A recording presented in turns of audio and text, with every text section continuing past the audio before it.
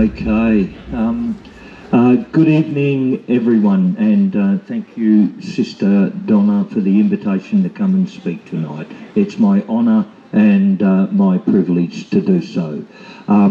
Just so that I know my audience, can I just ask, just stick your hands up if you've ever heard of me or know who I am?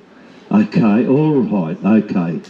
Thank you. I've got a few people who sort of know that I can be a little bit, offensive and let some things slip. For the rest of you who don't know me, I will try to clean up my act tonight. Okay.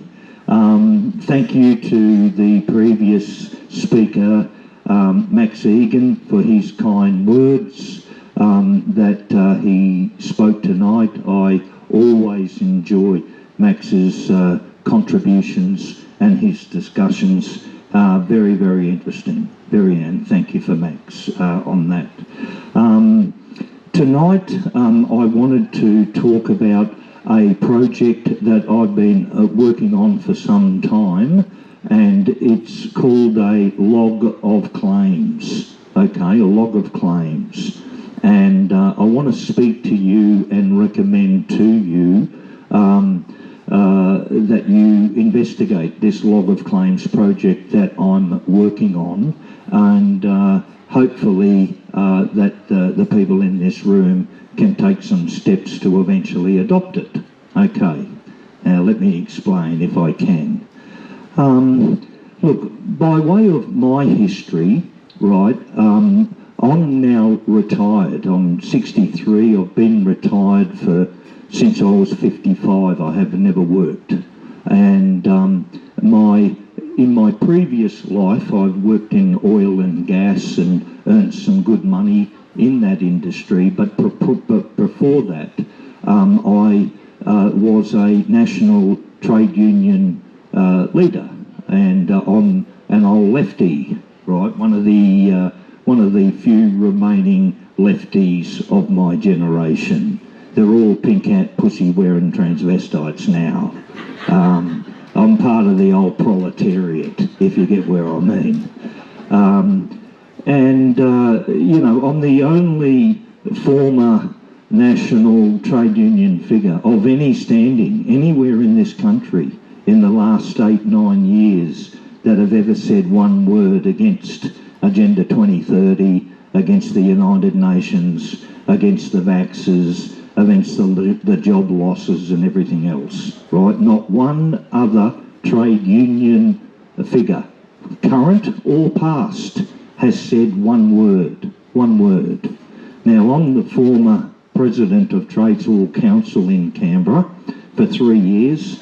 I'm the former secretary of the union now known as the CFMEU for about nearly 7 years, but I also was a senior office holder with the Federated Clerks Union, white collar private sector up here in Queensland, and a senior office holder for the Commonwealth Public Service Union in Canberra, which is all of your white collar people in the public service. So, as holding that position in the unions in Canberra, I worked cheek by jowl, not just with the political class, the parliamentarians, but also what is commonly referred to as the deep state. These are the Australia's most senior public service mandarins, and in some cases contractors that run the Australian government, okay? So I work cheek by jowl with them, okay?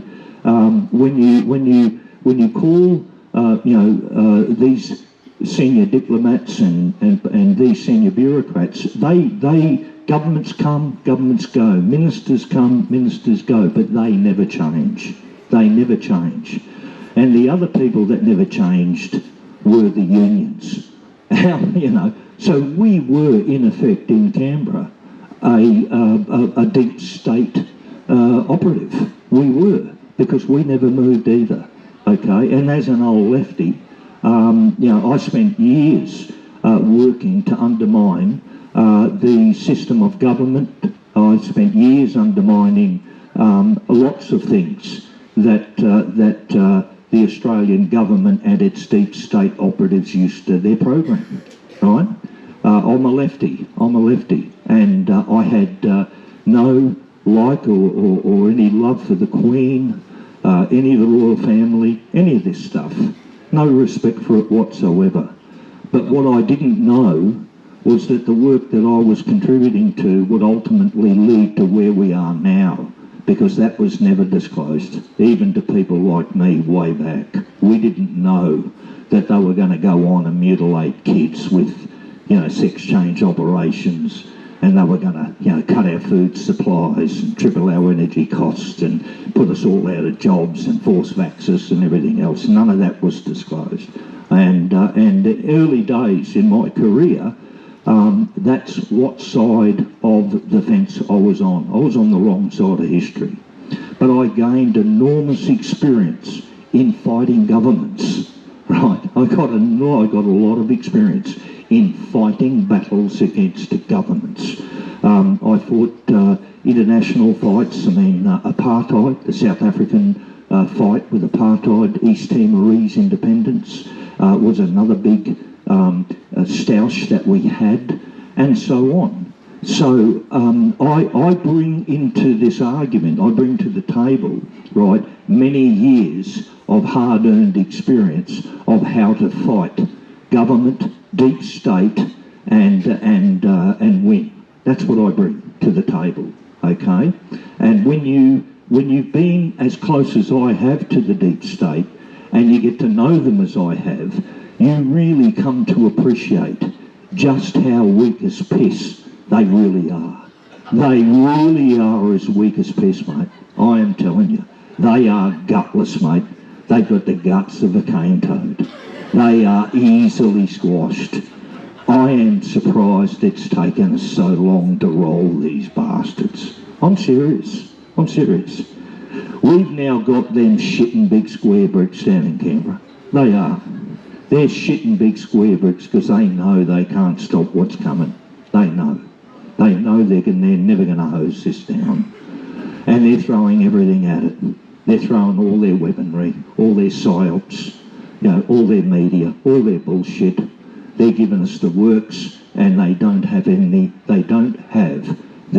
horsepower to run over the top of us, and they don't have the gas in the tank to outlast us. We're going to win this, okay? We are going to win it.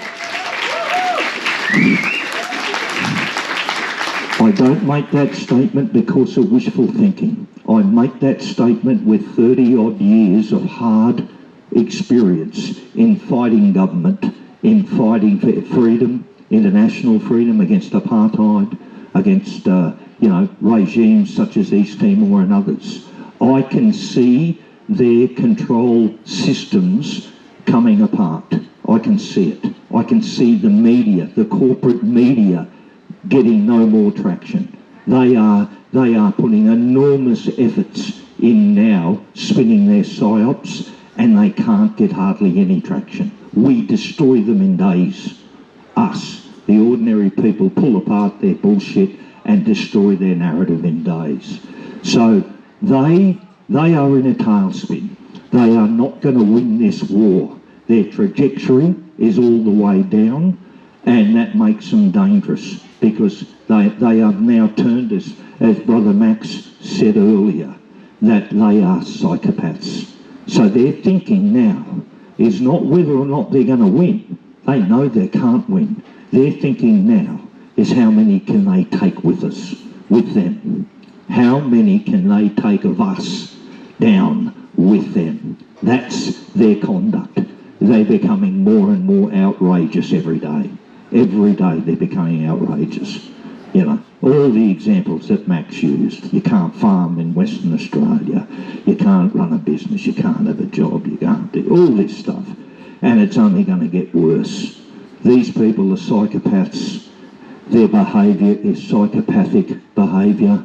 And it's very soon that the Australian public will snap, will break, okay? Because sooner or later, that we can't bear it. I mean, how much can a koala bear? so the story goes, before we snap. Now, I don't think we're that far off that. I think they know it, you know, the only thing that is keeping them alive up to date is that we have enough numbers. I'm sick and tired of listening to all these people in this bloody freedom movement saying we need to wake more people up. Yes, we need to wake people up, yes, yes, yes, but we have enough right now. We've already got enough people now to make this country ungovernable. Ungovernable. I don't say any of that by way of wishful thinking. As the President of Trades Hall Council on at least 6 occasions, I made the Australian Capital Territory, you know, totally ungovernable with 50,000 union members. I've done that on 6 occasions, and I've broken national governments in Canberra. I've broken the deep state on several occasions. We have enough now. We have enough now to make the country ungovernable, right? And our problem at the moment is that all of us are pointed in different directions. We are following different special interest areas, and we are just not, you know, we're disunified, okay? Now, some of that is to be expected. I mean, as an old communist, left-wing trade unionist, I can tell you all about infiltration. Infiltration. We were the infiltrators, okay? I am a professionally trained communist infiltrator. I can tell you that in all honesty. Well, the freedom movement in Australia has been heavily infiltrated as well, okay? It's just a fact.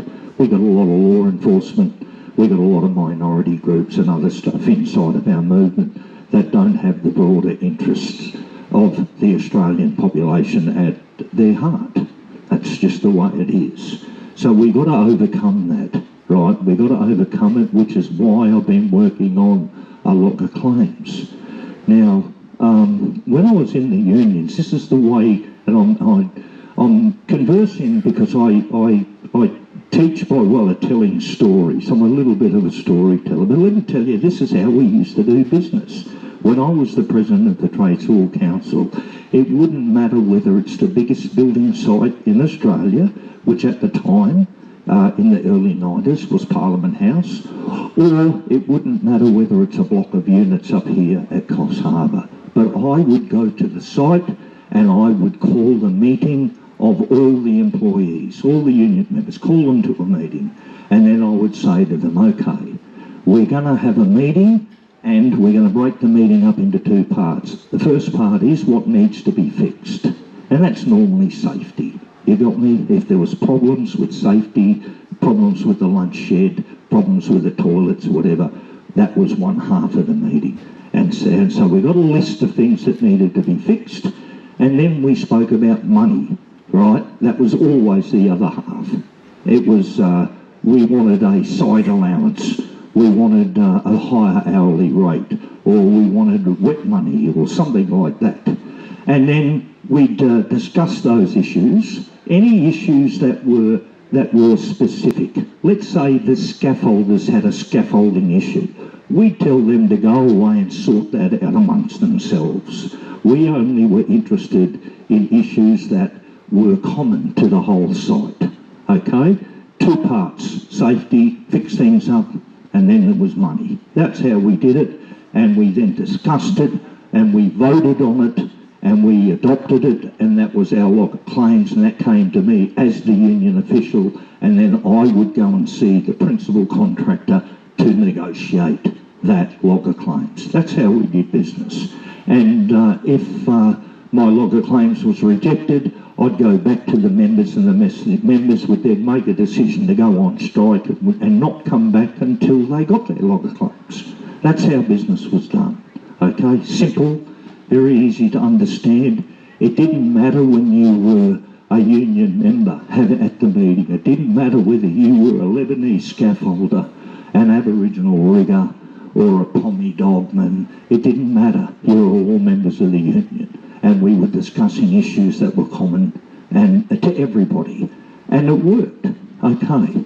So I come to the freedom movement and I have a look at what we are doing. And I bring this simplistic sort of approach and thinking. And I look at 3 years, nearly 4, 3.5 years of countless protests after protest after protest. And at every single protest, to the best of my knowledge in Australia, despite all of the millions of people that have attended and all the millions of man-hours, not one single decision has ever been made at any single protest in this country up to date. Not one. Even when we got 1 million plus people in Canberra, we did not even pass a resolution condemning the government. We didn't even say that this meeting of assembled, Australians utterly condemns the Australian government. They're a bunch of shitheads. All those in favour say aye. We didn't even do that. We didn't even do that. We've not made one decision. We've not passed one motion. All we've done is bang drums, ring bells, and go on mantras about freedom. Okay? Now you work out I'm not pointing fingers, I care. Okay? And I don't care if I upset people either. That's another one of my traits. You work it out why that's occurred, but I'm just telling you as a fact, that is what has occurred. Okay? We've never made one decision. Now I'm telling you, I've never been part of any war, any industrial dispute against government, against corporation, against anyone in my entire career have I ever gone into a battle without two things. One is naming the enemy. Who the hell are we fighting? Who's our enemy? Right? That's number one. And two, what are we fighting for? Right? Okay? What's your claim? You get me? And this entire movement has been running aimlessly and diluting its efforts, in my view, so big time because it has not named its enemy. We haven't said who we are at war with. And secondly, we've got no idea why we're fighting this war, okay? Because I'm not fighting the same war as some of the other people in this room. I believe I'm not. I hate to say that. I certainly know in the freedom movement that there are, people in the freedom movement with big public profiles that I'm not fighting the same war that they are. I'm not. I mean, when they say, we were okay with all you bloody trannies, all you faggots and trannies and poofters and groomers, until you started coming into our libraries, until you started doing that and reading Tory Dot, I was okay. Well, Como John wasn't. I'm not against them coming into our libraries. I'm against their very existence on this planet. You get me? And I'm not here to accommodate them in libraries or anywhere else. You get me? I see them as absolute filth on one hand, and that's the groomers. And to those children that have gone through it themselves, this transition, I see them as butchered victims. These poor bastards have been butchered. So I'm not fighting a war just to keep groomers out of our libraries. That's not the war. I'm fighting the whole lot of this shit, the whole sexualisation of our children. You understand me? So when I say to all of my brothers and sisters in the freedom movement, that I say that, listen, I don't know whether we're on the same side. They go Monty Python on me. They do the full Monty Python. You're a splitter, you're this. And I'm looking at trying to agree. But I can only agree if we're fighting, as long as we're all fighting on the one team. You get me? That's what I want to know. Are we in the one war or not? Because this is all I do. This is all I do and all I've done for nearly 9 years. Nothing else. I've never asked for a cent. And I won't. I don't sell merchandise, and I won't. I'm not looking for any jobs. I'm a wealthy man in my own right. I don't need anything from anyone. Nothing. And you'll never hear me ever profit in any way. Okay? I come to this meeting with clean hands. I've been on the wrong side of history. It's taken me a while to wake up to God. He saved my miserable ass in the Brisbane floods last year. 14 days I rode that river out up in Brisbane and nearly died. But he saved my miserable ass there, so I'm a man of God now. But I am telling you now, these people mean business against us. They mean business. They mean to depopulate. We are the last line of defence in defending our children and grandchildren. We are it. And they mean to knock us over. They mean to do us in.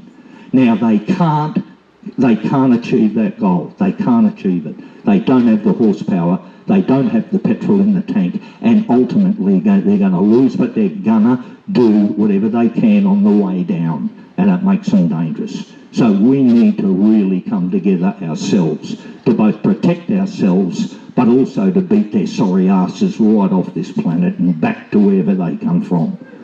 Okay. I'm looking for absolute victory here, not a negotiated settlement. I want absolute victory, right? I don't want anything in the middle. The logger claims has been set up to do basically this. What are you fighting for? What do you want? And I've attempted to capture and crystallise, not invent them myself, but capture and crystallise all of those issues that have been brought to my attention that I've heard. I'll give you an example. I've heard all of those people talking about the Queen, the oath, the 6-pointed star, the 5-pointed star, the blue flag, the red flag, all this bullshit. Common law, natural law, all this stuff. I've heard them say that. So I've just simply said, I want sovereignty. National sovereignty, personal sovereignty, and law and order, right? Now, I'm not going to get involved in every single strand and everything else. I've captured it and crystallised it in succinct terms, okay? So that we can all agree, right? We can all agree. Let's not argue over which sovereignty that we want. Let's not argue about that. Let's just argue and agree that we want sovereignty. You get me? And so children, protection of children, the non-sexualisation of children, and so on. I've attempted to capture everything within this log of claims, not invent it. These are your claims that have been brought to my attention. I've tried to capture it in a couple of sentences and put it in a log of claims. I've got version 1 has been done, version 1, which is my version. I wrote it from cover to cover, and it needed work. Now we're working on version 2, i.e. we're making this log of claims a lot better. We're still not there yet, we're still working on it, right? We've got some Aboriginal women who are great with wordsmithing. We've got some other people from my place, people like Darren Bergworth. I've had other people who are experts in the use of language, people that hang out with Romley Stewart, and those people looking at it. So we're trying to get this document because I'm an old lefty, you get me? I am not, a great penman, right? But we've taken my version, we're halfway through getting it polished right up again and much more professional, right? And then, if necessary, we will go to version 3. But it's a log of claims. What do we want? Who are we at war with? Now, I say we're at war with the Khazarian mafia. We're at war with the central bankers. We're at war with a global criminal syndicate that's got many moving parts in it, but are answerable to institutions like the Vatican, the Chinese Communist Party, and other bad actors in the US, the military-industrial complex, and so on. Okay? That's who we are, in my view, we're at war with. And they have infiltrated and captured nearly every civilian institution in the Western world. And they've corrupted it badly. We have no remedy. We can't get the police to do their jobs, honour their oaths. We can't get the judges to do their jobs and honour their oaths. We can't get the political class to make laws that are going to, see them held accountable. And no matter where we go, we are finding that we have no remedy. We just don't have a remedy. Okay, that's the point we're now up to. We can't vote our way out of this. We can't, if we try, the voting vote process is corrupted. It's utterly corrupted. All of the Queensland electoral rolls are all on a computer server in Wuhan in China, you know, and they count our votes. They count our votes. This is how rotten it is. We can't protest our way out of it. We can't vote our way out of it. We can't go to our unions and withdraw our labour because they're rotten. They're rotten and they're part of it. Everywhere we go, mate, we have been denied remedy. We need to get our act together. We need to have a united claim. There's two ways. You never go into a war. You can look at Sun Tzu, you can look at every bit of war manuals you like. There's two things. You've got to name your enemy and you've got to know what the hell you're fighting for. Okay? And we need that clear because right now there are people in the freedom movement who are not fighting the same war that I am. They want to do a deal with this shit. They want to put a band-aid on this shit. They want to try and fix it, and I don't. I want to get rid of the lot. I want to get rid of a lot of it. It's all got to go, all of it. I'll try and wind up, and has it been 20 minutes? Okay. Okay. Look, like I said before, I don't owe anybody anything. I don't want anything from anyone. I never get invited to do public speaking because most of the people in the freedom movement, and I'm talking about those celebrity ones, they never like what I've got to say because I'm very critical of some of the bullshit. I'm all for unity. I really am. I'm all for unity. But I want to make sure that we all can agree on what we're fighting for. That's all. And what we all, who are we fighting against? That's all I want. And up to date, we've come nowhere near any of that. Nowhere near it.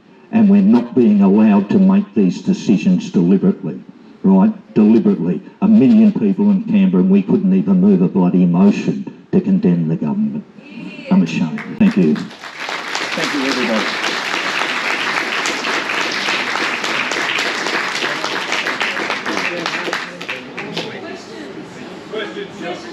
Yeah, sure.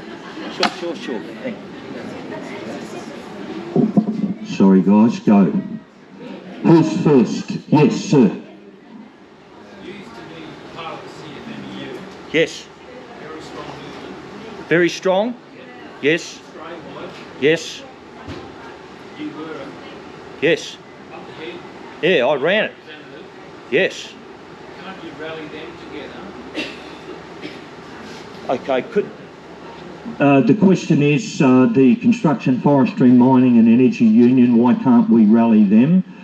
They are captured, all of the Australian union movement, all of them, the ACTU and every single affiliate union is a captive operation of George Soros and the Open Society Foundations. They are traitors. They are traitors to this country and they are black-leg scabs against their members. That's why we can't do it. Sorry, sir. Do you want a hand to proofread those documents? Yes. In short, we have one offer from a Melbourne lady who does proofreading, but any extra help we need is offered, we generally accept. The answer is yes.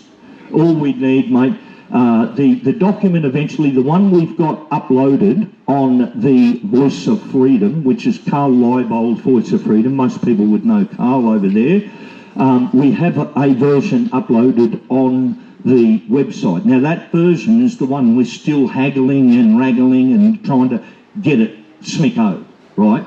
But that's not too far away, and when we press the button saying yes, that's the version 2, that's the one we'll need you to read. Okay? All you need to do is contact Carl, mate. Carl, Voice of Freedom, Carl. Okay? Carl will give you his number, whatever. Yes, sir? So what's the procedure with the log of claims? Like, who do you send it to? What are you expecting from that? Yeah, this is a misunderstanding that Max Egan got wrong as well, okay? Thinking that this is a log of claims to go to the government to negotiate. No. This is a log of claims that says as a nation, this is what we want, right, as a nation. This is not a log of claims to be served on the government. As an example, the first claim in the log of claims is national sovereignty and personal sovereignty. Well, I'm sure that once you get national sovereignty and personal sovereignty, would it not be ridiculous that you're going to go and negotiate with any government with the rest of the claims? It's just ridiculous. So it's not about negotiating with the Queen, the Privy Council, a government or anyone else. What it is about is a national statement. It's a national statement of all Australians that this is our claims, right, for the future of our country and the safety of our country. These are our claims. This is what we want. We're not here to negotiate with government, the Queen or anyone else. We are saying this is what we want. Now, as soon as we get version 2 tidied up, it's my personal ambition to serve a copy formally on the United States Ambassador, Caroline Kennedy, because Australia, as we know, is a corporation, is registered on the Securities and Exchange Commission, and so we are the property of the United States Corporation. So it's my intention, even if it's only symbolic, right? Even if it's only symbolic, but my intention would be to serve it on the United States Ambassador, Caroline Kennedy, right? This is not a legal document, mate. It's not a legal solution. It's not something you take to the United Nations. It's none of those things. It is a trade unionist meeting, a meeting of working class men, and they get their heads together and they're all on the job, and you say to them, right, what do we need to fix and what do we want? That's what it is, a log of claims, okay? It's us meeting together. The government has the police powers to enforce anything they want. So it's one thing to make a claim, and it's react to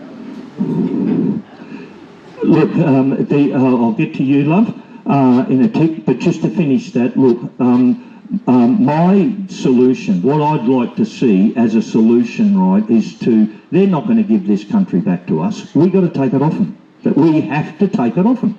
Anyone that says they're going to give this country back by lawful means is dreaming. I'm telling you. They are never going to give us, mate, a bunch of goyim, a bunch of useless eaters, a bunch of bloody absolute pissants, mate, a $1 trillion a year economy and say good luck. They ain't going to do it. We have to take it off them. Now, I would like to take it off them without a shot being fired. You get me? That's what I'd like to do. I'd like to take it off them without a shot being fired. Because if a shot is fired, a lot of us are going to get killed, maimed and injured, and I don't want that. I don't want it. But they aren't going to give it back. We have to take it off them, and the only way we're going to take it off them is to know what the hell we want. If you don't know who you're fighting, and if you don't know what you're fighting for, you're as good as a sitting duck. You'll fall for anything. You'll fall for anything. Down the back, ma'am. You're next, and then you. Sorry, ma'am. So you're saying it's a demand? Yes, a list of demands, log of claims. It can be coined in different terms. As an old trade union lefty, the language that I use is a log of claims. That's how all disputes, all enterprise bargaining, when you're going into negotiations with enterprise bargaining, you have a log of claims. You have a meeting with all your workforce, the members, and then you say, generally, what we do, this is not universal, but generally, we say two parts. What needs to be fixed? That's safety, amenities, all that stuff, right? We need that fixed. And then we say money. Money is wage increase, allowances, extra leave, extra holidays, extra bloody, leave for whatever. And that's the monetary side of it. And we then discuss it, vote on it, and then say lock in. Now, the beauty of that was it didn't matter whether you were a scaffolder, a rigger, it didn't matter whether you're a Catholic or a Protestant, because all the discussion we had, all the issues affected the whole job, you see? And the log of claims that I'm putting to you is I've tried to listen and capture all of those issues that I thought may have been important to everybody or to the majority of the people. You know what I mean? Like, as an example, safety, right? I said, we want safety. I didn't list chemtrails. I didn't list fluoride. I mean, I made note of them, but I didn't make a big deal out of them and write war and peace. I just said safety. And then I went fluoride, chemtrails, weather geoengineering, and every bloody thing else they're doing to us, poisons, vaxes, and so on. But it's all under one heading, safety. Okay?